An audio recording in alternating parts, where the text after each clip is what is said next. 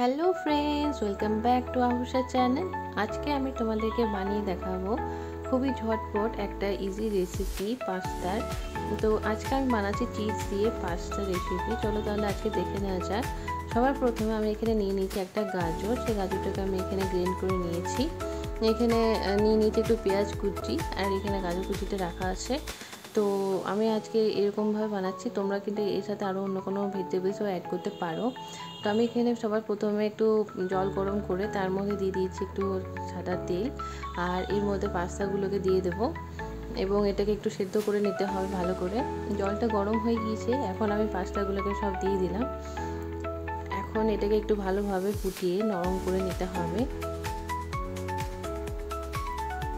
খুবই ঝটপট এবং খুবই মজাদার একটা রেসিপি। এই পাস্তাটা করতে খুব বেশি সময় লাগে না, 10 থেকে 15 মিনিটের মধ্যে কিন্তু এই পাস্তাটা রেডি হয়ে যাবে।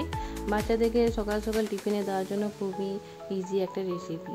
তো এখানে আমার পাস্তাটা সেদ্ধ হয়ে গেছে, এটা একটু আমি ঠান্ডা জল অ্যাড করে ঠান্ডা করে নিয়েছি। এখন আমি এদিকে একটা পাত্র গরম করে তার মধ্যে দিয়ে দিচ্ছি তেল।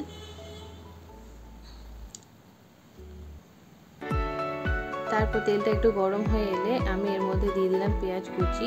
তোমরা চাইলে এক্ষেত্রে লঙ্কা কুচি অ্যাড করতে পারো, যেহেতু আমার বাচ্চাটার জন্য বানাচ্ছি সেই জন্য আমি এখানে কিন্তু কোনো লঙ্কা কুচি অ্যাড করিনি। এখন আমি এর মধ্যে দিয়ে দিচ্ছি গাজর কুচি। গাজরগুলোকে এইভাবে ব্লেন্ড করে নিলে কিন্তু খুবই চট করে সিদ্ধ হয়ে যায়, খুব বেশি সময় লাগে না। আর এখানে দিয়ে দিলাম হাফ টিস্পুনের মতো লবণ এবং এটাকে একটু ভালোভাবে নেড়ে চেড়ে নিতে হবে, একটু ভালোভাবে সেদ্ধ করে নিতে হবে। বাচ্চাদের জন্য খুবই একটা হেলদি খাবার। তো তোমরা চাইলে কিন্তু এটা টিফিনে দিতে পারো, ঝটপট তৈরি করে নিতে পারবে। এখন তোমরা চাইলে এর মধ্যে ক্যাপসিকাম অ্যাড করতে পারো। এখন আমি এর মধ্যে দিয়ে দিলাম পাস্তাটা বয়েল করে রেখেছিলাম, সেটা অ্যাড করে দিয়েছি।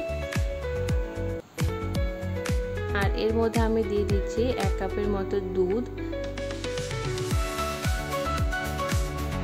এই দুধটা দিয়ে বানালে কিন্তু পাস্তাটা খেতে খুবই টেস্টি হবে। এখন আমি এর মধ্যে দিয়ে দিচ্ছি স্লাইস করা চিজ। আমার কাছে এই চিজটা অ্যাভেলেবেল ছিল, তাই আমি স্লাইস চিজটা অ্যাড করছি।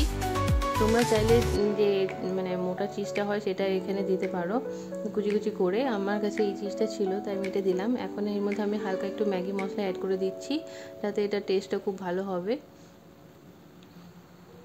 এখন আমি সবগুলোকে ভালোভাবে একটু মিশিয়ে নেব।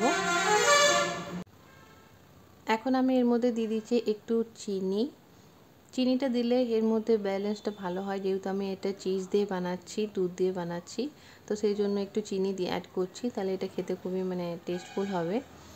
তো এখন আমি এটা ভালোভাবে একটু নেড়ে ছেড়ে নেব, যাতে চিজটা ভালোভাবে মিক্সড হয়ে যায়। এখন এটাকে আমি একটু ভালোভাবে নেড়ে চেড়ে নিচ্ছি। দেখতেই পাচ্ছ আমার পাস্তাটা প্রায় রেডি হয়ে এসেছে।